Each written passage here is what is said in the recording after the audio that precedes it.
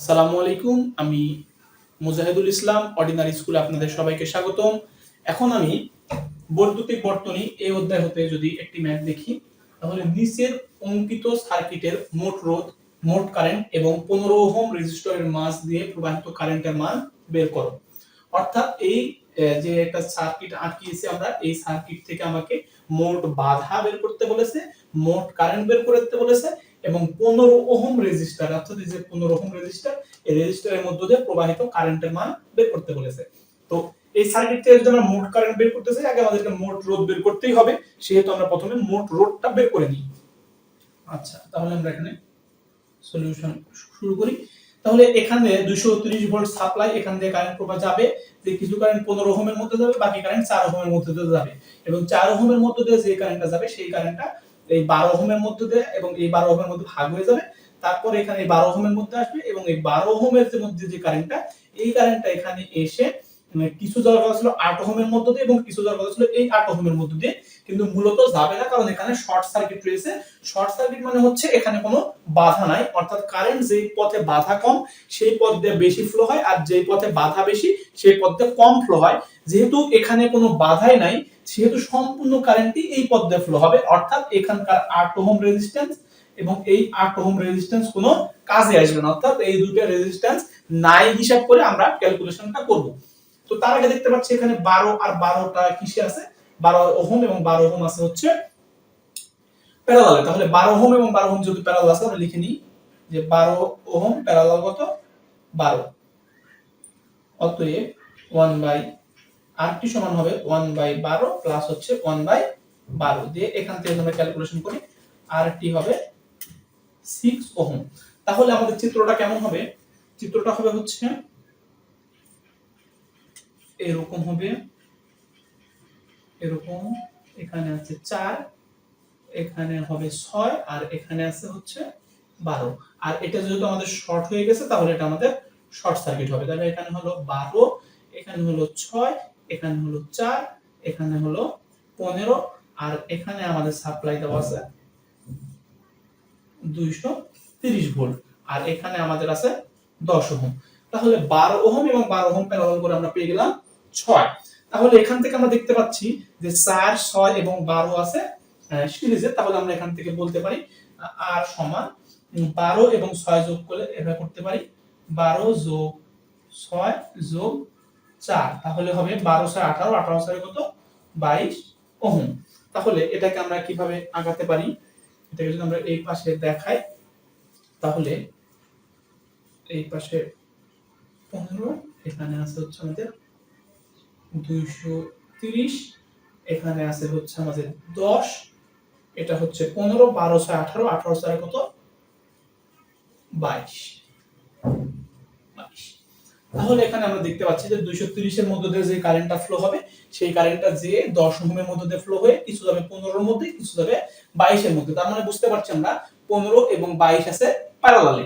তাহলে আমরা লিখতে পারি যে 15 প্যারালাল 22 বা 1 বাই আর টি সমান 1 বাই 15 প্লাস 1 বাই 22, বা এখান থেকে আর টি সমান আমাদের কত আসে দেখি 8.92, 8.92 এত ওহম, অর্থাৎ এখান থেকে আর টি চলে আসলো 8.92, অর্থাৎ সার্কিটটা কেমন হয়ে গেল আমাদের, এখানে 10, এখানে হচ্ছে 8.92 আর এখানে হচ্ছে 230, অতএব টোটাল আরটি সমান কত হবে আমাদের, টোটাল আরটি আসবে আমাদের, টোটাল আরটি আসবে হচ্ছে 10 প্লাস 8.92, যেহেতু সিরিজ আছে তাহলে 18.92 এত ওহম। আমার কাছ থেকে কিন্তু চেয়েছে যে নিচের অঙ্কিত সার্কিটের মোট রোধ বের করো, অর্থাৎ মোট রোধ হচ্ছে 18.92, 18.92 এত ওহম। এটা হচ্ছে আমাদের একটা অ্যানসার। এরপর আমাকে বের করতে বলেছে মোট কারেন্ট বের করো। মোট কারেন্ট আইটি সমান হচ্ছে V divided by R T. V এর মান হচ্ছে 230 এবং আর এর মান হচ্ছে 18.92, ভাগ করলে আমরা কত আসে দেখি, 230 ডিভাইডেড বাই 18.92, তাহলে 12.92 15 12 পয়েন্ট কত 15 অ্যাম্পিয়ার। যেহেতু কারেন্টের একক অ্যাম্পিয়ার, এটা হচ্ছে অ্যানসার। তাহলে আমরা টোটাল কারেন্ট আইটি পেয়ে গেলাম। এবার আমাকে বের করতে বলেছে 15 ওহমের মধ্য দিয়ে প্রবাহিত কারেন্ট। তো 15 ওহমের মধ্য দিয়ে প্রবাহিত কারেন্ট বের করার আগে আমরা আরেকটু কিছু বিষয় আলোচনা করি। সেই বিষয়টা হচ্ছে যে কোনো একটা শাখা বা কোনো একটা অংশের কারেন্ট বের করতে হলে আমাদের কারেন্ট ডিভাইডার রুলস আছে। তো কারেন্ট ডিভাইডার রুলসটা আমরা একটু দেখি। যদি এখানে আমাদের সাপ্লাই হয় ভি এবং এখান থেকে কারেন্ট সাপ্লাই হয় আর আই, এখানকার রেজিস্ট্যান্স মনে করলাম R1, এখানকার রেজিস্ট্যান্স মনে করলাম আমরা R2, আর এখানকার কারেন্টটাকে মনে করলাম I1, আর এখানকার কারেন্টটাকে মনে করলাম আমরা I2। যদি কোনো একটা শাখার কারেন্ট বের করতে পারে তাহলে কারেন্ট বের করার নিয়ম হচ্ছে কারেন্ট I সমান মোট কারেন্ট ইনটু বিপরীত রেজিস্ট্যান্স ডিভাইডেড বাই রেজিস্ট্যান্স দ্বয়ের যোগফল। রেজিস্ট্যান্স দ্বয়ের যোগফল, এটাকে বলা হয় কারেন্ট ডিভাইডার রুলস। যদি আমরা কারেন্ট ডিভাইডার রুলস প্রয়োগ করি তাহলে এই সার্কিট থেকে খুব সহজেই 15 ওহমের মধ্য দিয়ে প্রবাহিত কারেন্টটা বের করতে পারবো। তাহলে কারেন্ট ডিভাইডার রুলস আমরা কি জানলাম? কারেন্ট I সমান মোট কারেন্ট ইনটু বিপরীত রেজিস্ট্যান্স ডিভাইডেড বাই রেজিস্ট্যান্স দ্বয়ের যোগফল। অর্থাৎ যদি আমরা কারেন্ট I1 এর মান বের করতে চাই তাহলে মোট কারেন্ট আমাদের I, আর I1 এর বিপরীত রেজিস্ট্যান্স হচ্ছে R2 ডিভাইডেড বাই রেজিস্ট্যান্স দ্বয়ের যোগফল, মানে R1 প্লাস R2, অর্থাৎ R1 যোগ কি R2। অনুরূপভাবে যদি আমরা I2 বের করতে চাই তাহলে I ইনটু R1 নিচে হচ্ছে R1 প্লাস R2।